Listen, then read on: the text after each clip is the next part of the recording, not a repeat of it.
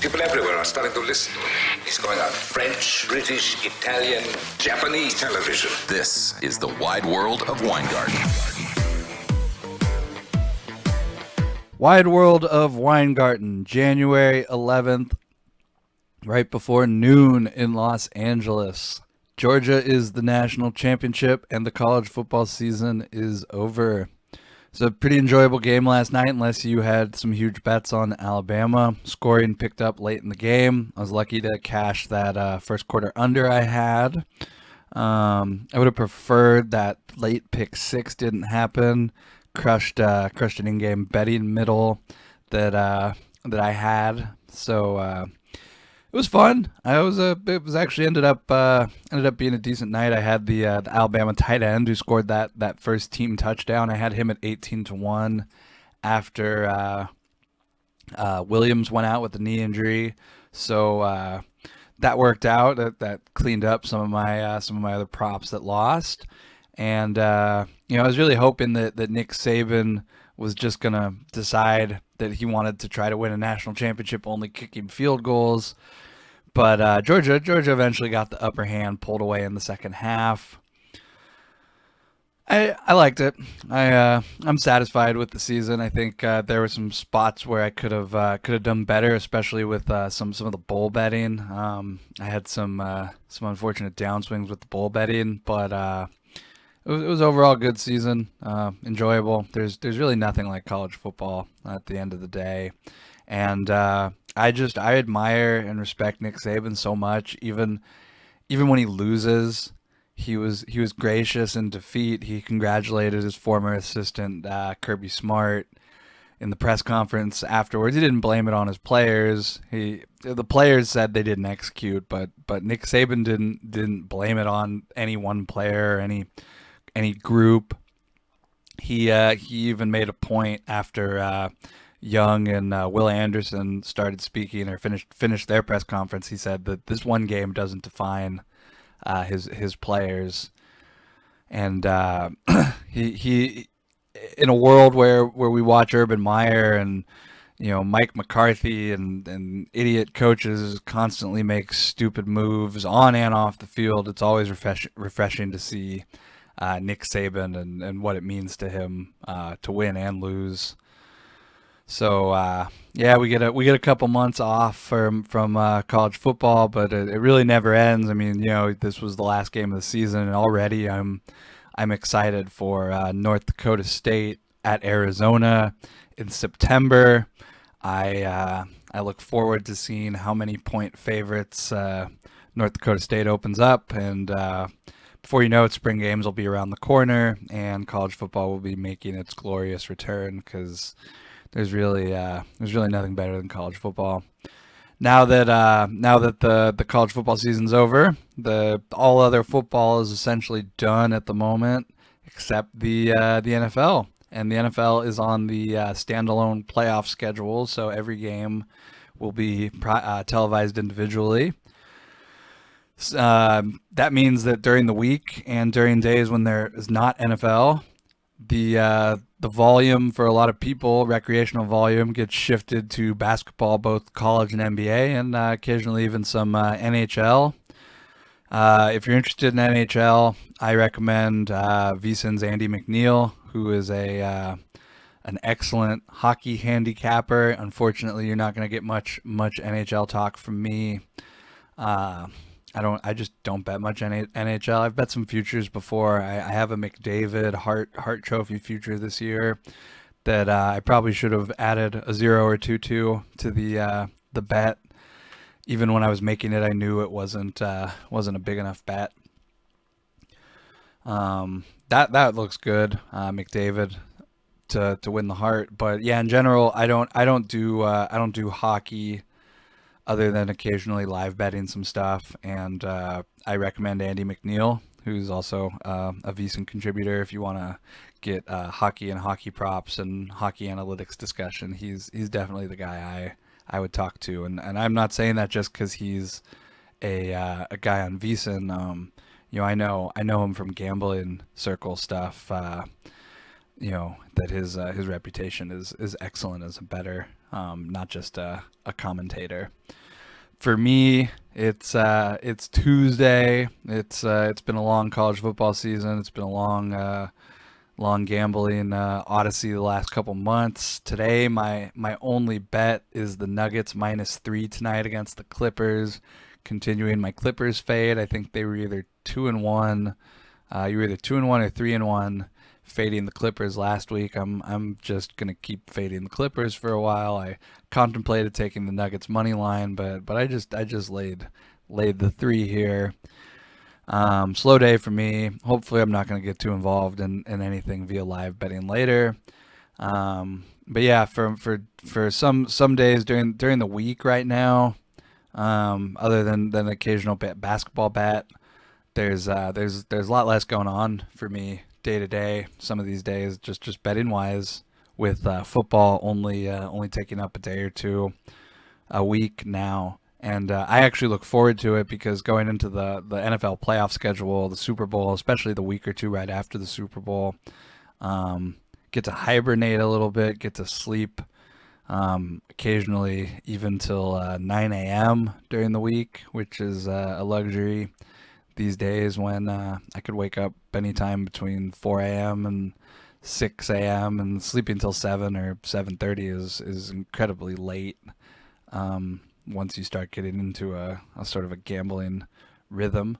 So the hibernation period is coming up, and I look forward to that. That won't stop podcast material, because there's always, like I said, there's always so much going on in the gambling world, whether it's deals and business, and there's just always stuff popping up. There was the drama over the tie prop at on the Raiders game this weekend, and before that even settled, there's a whole nother issue with Draymond Green on the Warriors. If you haven't heard much about this, you can go. There's a bunch of articles that have been written, but the summary basically, Sunday, Klay Thompson's first game back with the Warriors in 800 plus days after some knee injuries.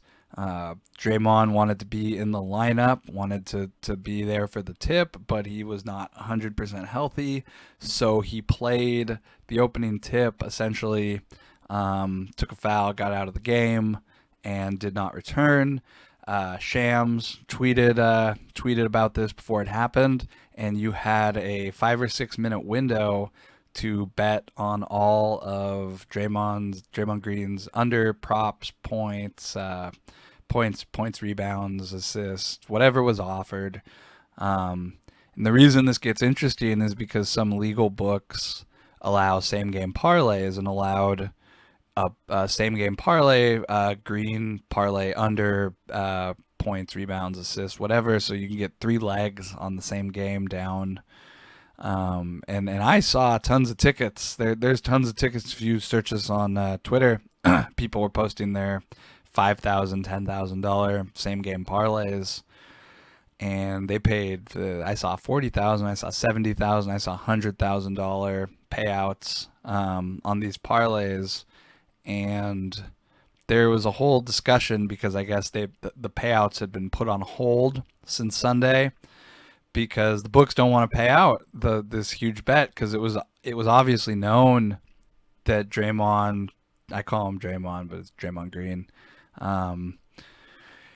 They obviously knew that Green was coming out after one play, and it was free money for anybody who bet it. Should you be able to do that is the question. And truthfully, my answer is, and I don't run a book. I don't work for a book. So my answer is just what I would do if I was on the hook here, and how I would deal with this situation. Not necessarily what should be done or what has been done, but offshore, I 100% would expect all these bets to be voided, but I would expect any remotely reputable offshore in the first place to have risk controls that didn't allow for single game parlays, and if they certainly didn't allow for $10,000 on them. If you got hit for a $500, like a nickel prop on the under, that's on you. That's between you and your players. I tend to kind of think those freebies are just freebies. If you're a book, you got to live with stuff like that offshore. If someone's taking a shot on you on those parlays, I absolutely cancel them. There's no discussion from me. I just say, my shop is not a place where you take shots at, and I don't want your action anymore. Because offshore, I mean, the rules are whatever you want them to be. Now, shifting to the legal U.S. markets, my answer to what should happen is first off, these companies have general counsels and law firms on retainers for a reason. So this is a situation where, from the book's perspective, first thing I would do is have my legal department figure out what options I have for voiding the bet. And the options for avoiding the bet might vary state to state because there's no national gaming regulations. What happens in Iowa or New Jersey or Tennessee or Arizona is different jurisdiction than Nevada. Nevada state, gaming control has different rules. And the rules do the rules. There's not like crazy variation state to state, but there are variations, and it is important to know what states you can do what in, and what states have rights to void bets and what don't, etc. But typically, a bet that's written in a legal book's got to get paid out. Otherwise, what's the point of having a license? You can't write a bet and not pay it out, whether that's a physical ticket or written online. And I think the general counsels looked at this and essentially said, you can fight this, you can try to get gaming on your side, but it's essentially cut and dry at the end of the day. They hung the line, bettors had the time to bet it, and it's one of those rare free money situations where people who had accounts funded and were able to dump their money into it made a lot of money, and the books are on the hook for it. And for me, it comes down to, if you don't want this to happen, you need to have risk controls in place. And those risk controls include not allowing anybody to put $10,000 on a single game parlay. I'm shocked that books have limits that high to begin with on products like that, on non-standard. I would consider that exotic or a non-standard product. But I mean, it's unfathomable to me to have a single game parlay system in place where you can get a 3-leg correlated parlay on the same game, on the same player, at $10,000, and not have somebody in your risk room or your control room that knows to pull the market after $100,000 in bets come in less than a minute. I mean, this is just risk management 101. If you're gonna hang the line, you're gonna get hit on it. If the news reaches the bettors before it reaches you, and I think it probably got compounded because it was a Sunday afternoon with a very crazy NFL card going on, and probably a lot of NFL volume coming in, and a lot of people's attention on the NFL, both traders and bettors. So if this had happened on a Tuesday night, it might have been different. But as of Tuesday morning, it sounds like the books have agreed to pay the bets out, which there's some question about. And, I get it. I understand the operator's side. I understand the player's side. But nobody forces single game parlays on the market. Players didn't ask for them. The books are putting them out there.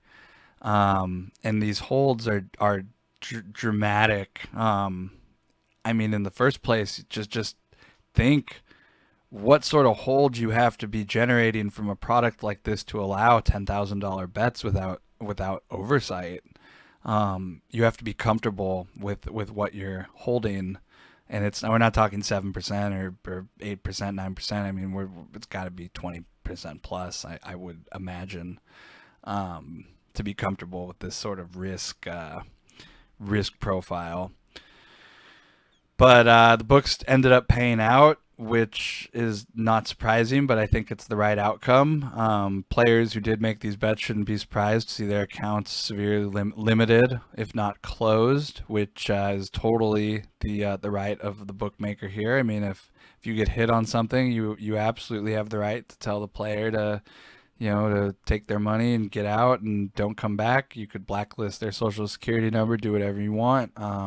It's totally fair. I don't have a problem with that. But had I been in this situation, I did not bet this. Nobody I know directly benefited from this from any legal books. I wasn't in on this in any way.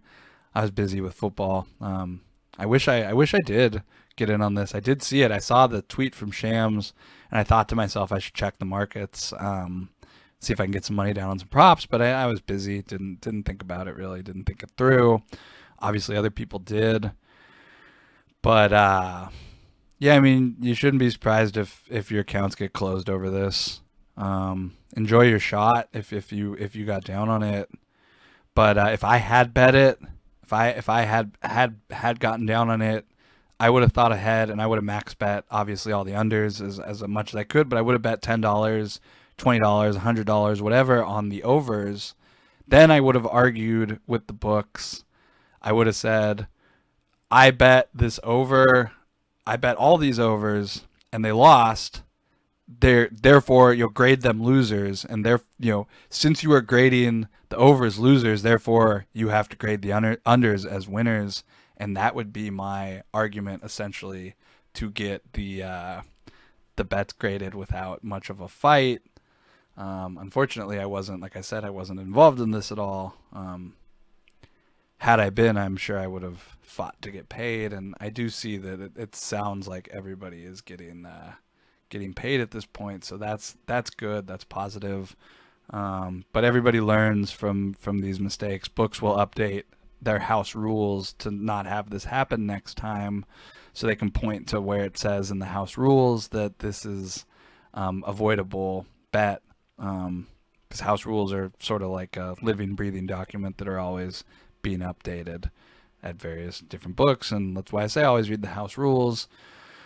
But yeah, that was that situation. If anybody listening got down on it, congratulations. That's a nice score. Haven't seen something like that for a while.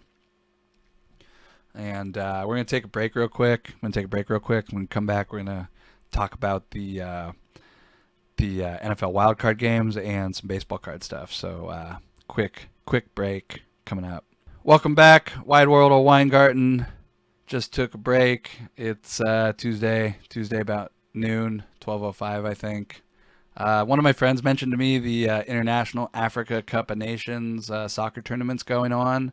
I haven't had a chance to handicap this particularly deeply yet, but I did notice it was going on as well.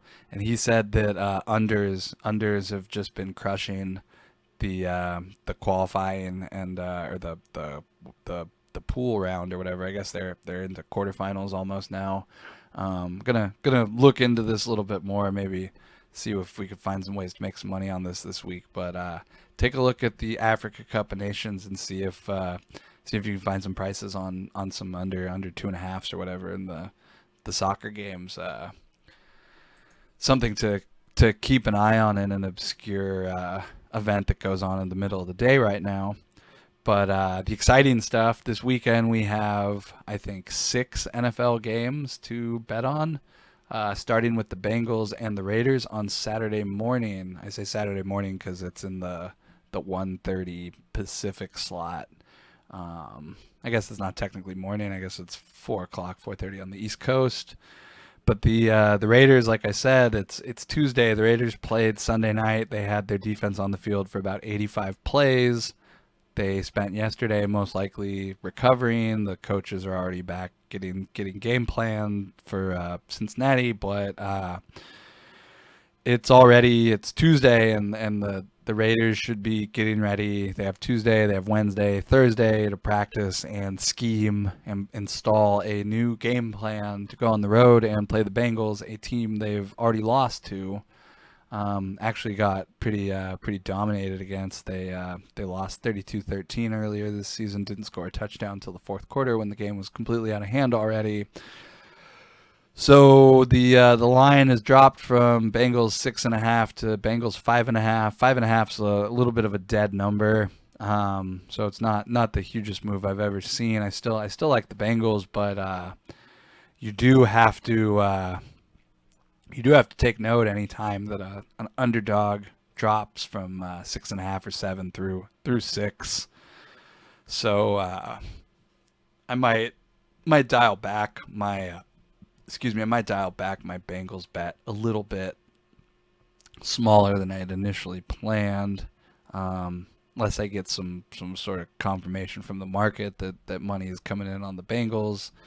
The Raiders have by far been one of my Achilles heels this year. I've lost a lot of money on them, especially since Thanksgiving when they beat the Cowboys and went on their run to make the playoffs. That was very improbable to me. I was on the other side of a lot of those Raiders trades, unfortunately. Not much I could do there now, but I think at this point I'm just going to keep betting against them. So congratulations when they inevitably make the Super Bowl. That'll be interesting. The Patriots Bills is our other Saturday game. Weather is projected to be 1 degree in Buffalo for kickoff that evening. I think it's a 8:15 East Coast kickoff, if I'm not mistaken, or I might have the East Coast times. I think I got to check on those. 5:15 would be 2:15 here. Definitely got to check on those start times, but I do know the temperature is projected to be 1 degree at kickoff in Buffalo. This is the third time these teams are meeting, and I think the total is what I'm most interested in here. The Bills have a very strong defense. They've managed to see Mac Jones twice. I don't think Mac Jones has any secrets that he can beat the Bills with. The Bills should absolutely be prepared to face him. So I'm definitely leaning towards the under here, but probably gonna wait till tomorrow to bet this and get a better idea of the injury reports and other stuff surrounding the game. But let the weather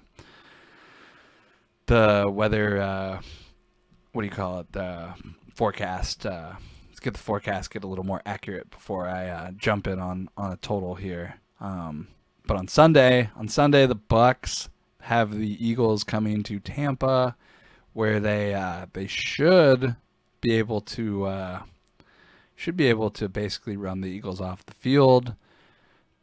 But their weakness is I guess run defense here. The Bucs might have some trouble if the Eagles can run and get their offense going on the ground. I could see them covering 8.5. But Jalen Hurts, first playoff game on the road versus Tom Brady. It's a tough situation to be going into. So no play for me here. I do see with the Bucs though at 8.5. This would definitely be a Wong leg if there was something else to really pair it with. I don't see anything at the moment. But the next 3 games are, to me, far more interesting than the first 3 games.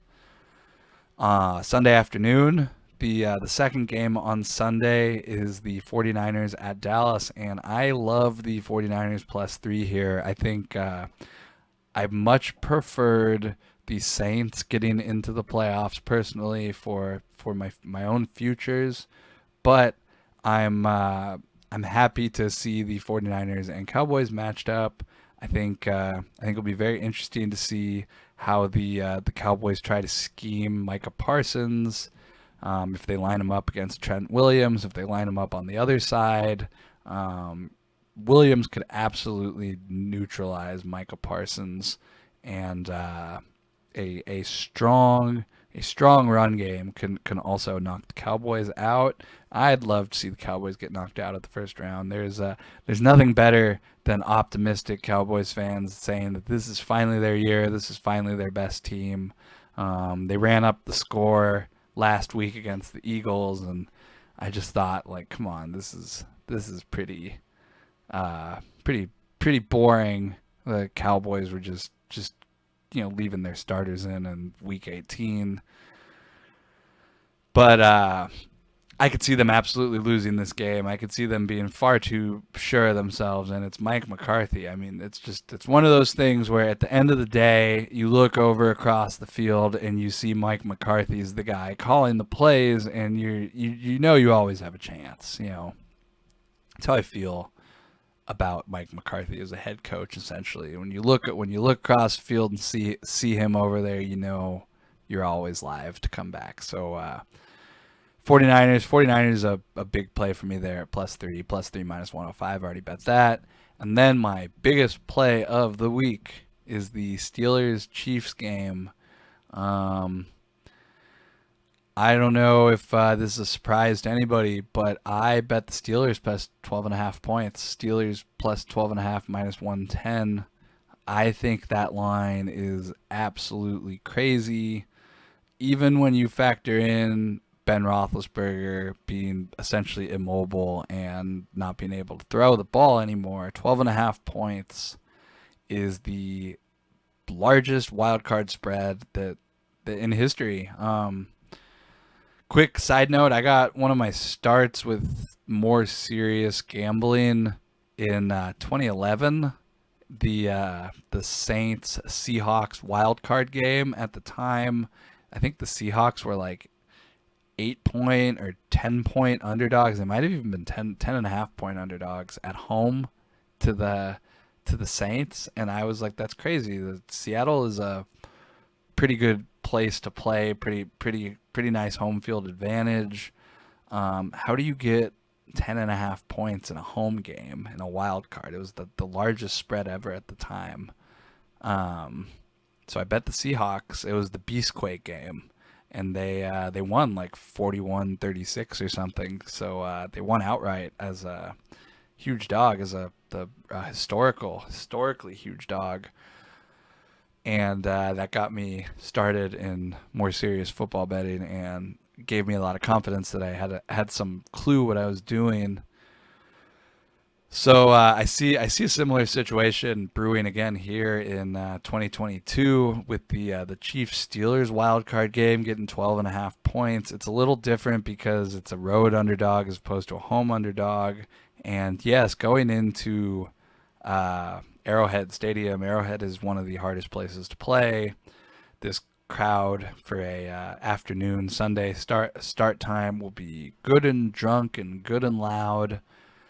But I don't know. I think that's just too many points. 12.5 points. That was the line in the Packers Broncos Super Bowl where the Broncos upset them and won. It's not like the Steelers don't have an incredibly talented defense. T.J. Watt, Hayward, linebackers, Bush, Bud Dupree's gone. I'm trying to think who the other linebackers are. Schubert's one of the guys there. Joe Schubert from the Jaguars. Minka Fitzpatrick, another guy I like a lot. That was a Defensive Player of the Year candidate this year, last year. It is not a bad Steelers defense, and don't let the Steelers 8-7-1 or 9-7-1 record, whatever they finished with, fool you. It's a good team. Mike Tomlin's a good coach. They're not scared of going into Kansas City. This is not new for Ben or Mike Tomlin. It's a veteran team for the most part. They have a strong running back. They could run. They have a strong offensive line. They have a strong defensive line. And we saw the formula to beat the Chiefs last year in the Super Bowl is to overpower them on your offensive and defensive lines. The Steelers could absolutely do that. They can game plan to try their hardest. They will be going all out. And I've heard a lot of people say they wouldn't be surprised to see the Steelers get blown out and Ben Roethlisberger end his career like Dan Marino did on the sideline. I think it was a 62-10 blowout to the Jaguars, ignominious end to his career. I don't see that happening this weekend. I would say I more likely believe that the Steelers can win this game outright than the Chiefs cover the spread. If that sounds crazy to you, it should. I'm a known Chiefs hater. I was really down on them to start the season until I was really up on them. I ended up betting Andy Reid to win Coach of the Year and Mahomes to win MVP. They went on a real strong run in the second half, but I don't think the Steelers are pushovers. I think it's a very strong veteran team that's absolutely going to come into Arrowhead Stadium and compete, and I wouldn't be surprised to see them win this game outright. I'm on the Steelers plus 12.5. I'm going to bet the money line.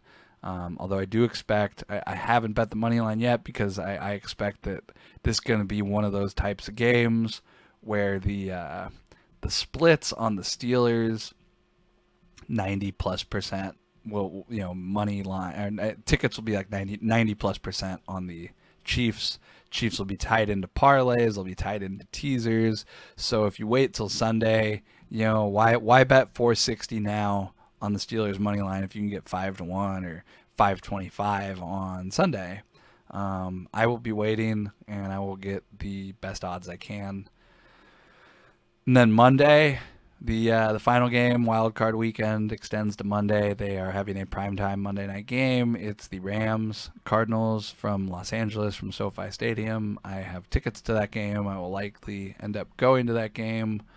Although with me, you never really know till I actually get there. But it is a standalone game, so without anything else really to focus on betting, I'll probably go. And I like Rams home games. They're pretty fun.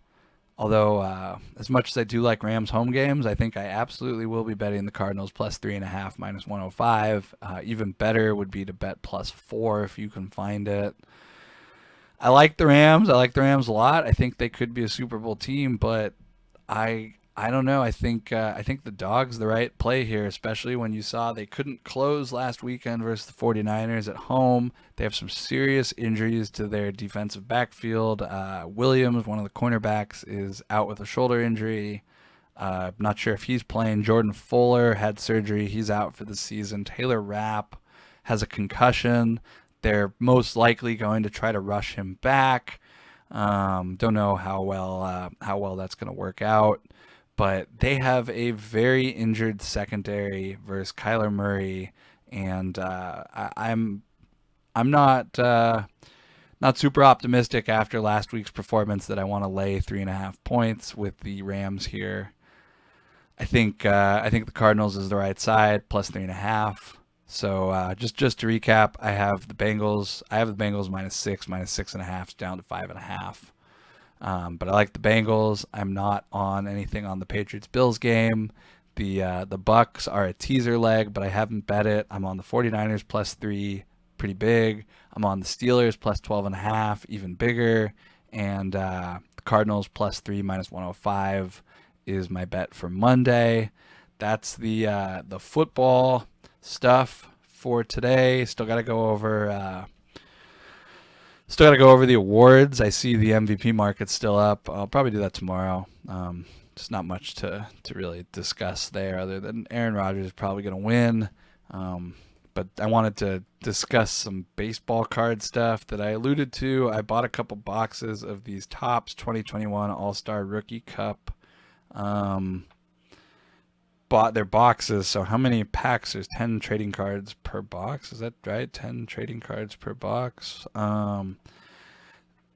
Topps was selling these as part of their fan club via their website for like $50 each. I had to go on eBay and buy them for upwards of $80 to $100 because I don't do any of that top stuff. I'm opening it right now because I want to show you what you get when you spend $100 on a box of baseball cards on eBay. So, also, it's important you see all this fine print on the back here. No purchase necessary. It says right here, approximate odds. That tells you the approximate odds of getting autograph, foil, refractor, whatever you want to call them, red foil, parallel cards, hollow fractors in each pack. The approximate odds for hollow fractor is 1 in 3, gold foil 1 in 5, orange hollow fractor 1 in 6. Goes up all the way to red foils are 1 in 140, and the foil fractors are 1 in 162. I think that's the largest odds, although there's some autograph stuff that I think is 1 out of 2000 or 2008 that says. But yeah, so let's open this up and see what we're getting, because I haven't even opened this yet. So this is what it looks like. You get inside. There's a bunch of packs, or actually there's only one pack. So this is literally just a whole bunch of packaging here for show. Throwing that away for a minute. So this is what you're getting opening up. I don't have any idea what's in these packages. Oh, that's cool. Huh. So just to start, I have no idea if these are rare or special or what, but the first card, look at my luck, Shohei Ohtani. I like that guy. You might have heard of him, might have heard me talking about him. So first card is a Shohei Ohtani card. Does not seem to be a special card or anything, just a Shohei Ohtani card. That's cool. Devin Williams. There's a dude who cost me a lot of money when he won the Rookie of the Year, pitching 20 innings over Alec Baum, who got second to Devin Williams. I think that cost me about $20,000. Will Smith. That guy's cool. I got a baseball card of him. Oh, look, another guy, Fernando Tatis. Everyone thought he would win the MVP, and then he didn't. Andrew Vaughn, another dude I bet Rookie of the Year on, didn't win. He's good. A Ryan Sandberg card, cool. So this is what you get. This is what would be called an insert, a whatever, black refractor. Ryan Sandberg. It's not numbered. Oh, it is numbered. It's 10 of 10. So this is the Ryan Sandberg 10 of 10, whatever you want to call this, black refractor. That's cool. I am interested in some of those cards. This is also, by the way, the 87 Tops template, which I think is coming back this year for like 35th anniversary. 87 Tops is like the most produced card ever, basically. Some people love it, some people hate it, some people want to wallpaper their basements with it. I actually think it's got some cool cards in it. I like the Future Stars cards. I've talked about those before, but there you go.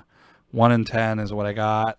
And then the next card is the autograph card. I got a Jake Cronenworth autograph, which will most likely be going on eBay very soon because there's really not much I could do with a Jake Cronenworth autograph. I neither like nor dislike Jake Cronenworth, so most likely that will be popping up on eBay soon. And then I got another black refractor, so two out of 10s, I guess. That's probably not too bad for one pack. I got Ozzie Smith on the Padres.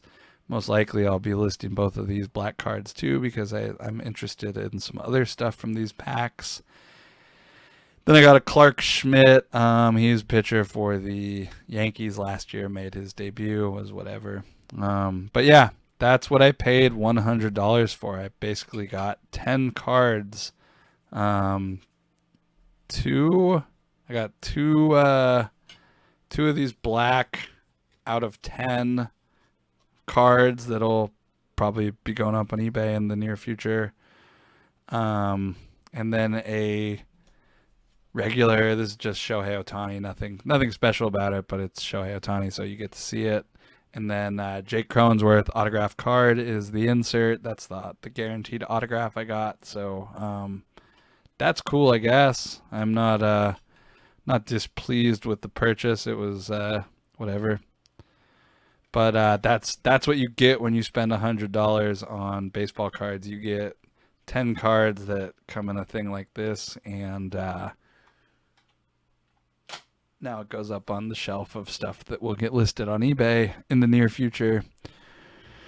Yeah, and I've been meaning to list some stuff on eBay because you gotta turn stuff over to buy new cards. And the reason I don't talk about my eBay name or store or anything is because it's not really. I'm not trying to sell you any of my cards. If you stumble upon them, good for you. But I'm mostly anonymous on eBay, and most of my buying and selling is other stuff other than baseball cards, art, comic books. I have other interests than just baseball cards.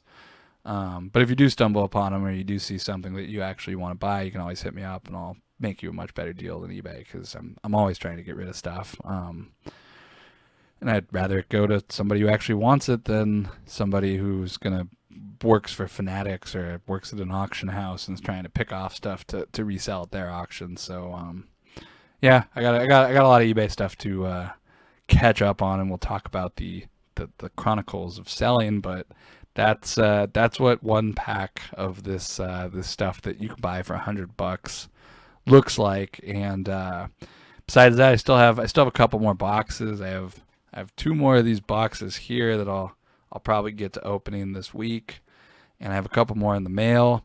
I'm also looking for 1992 Upper Deck cases at the moment at reasonable prices, because there's a Ted Williams autograph insert in there, numbered out of 2,500, and there's many of them that have yet to be found. I think it would be interesting to see how many packs, how many cases, boxes I have to rip to actually find it. Although with some of my discussions with people so far in the baseball card world the last week or so discussing that topic, they've said it basically would just be cheaper for me to go out and buy the damn card. So we'll see. I might just go out and buy it, but I don't really feel like I deserve to buy a baseball card like that at the moment. So it'll have to wait till I win a bunch of money. Otherwise, I'll just try to rip some packs or something, and we'll see what we can find. But that's what I got for today. The Steelers. I think the Steelers are one of the best plays of the weekend. I think it's crazy, 12.5 points. Cardinals, 49ers, Bucks is a teaser line, and the Bengals. I wouldn't be surprised to see a lot of Bengals. I wouldn't be surprised to see a lot of Bengals money line or parlays. Parlays teasers with Bucks. But also keep in mind, it's wildcard weekend's usually a good week to tease down favorites. So there's a lot of stuff to go over this week. We'll keep going over it this weekend. Make sure we have the best card we can have going into the wild card with futures and straight up bets. But those are my bets for today. Go Nuggets. Keep fading the Clippers, and be back tomorrow with more stuff to talk about.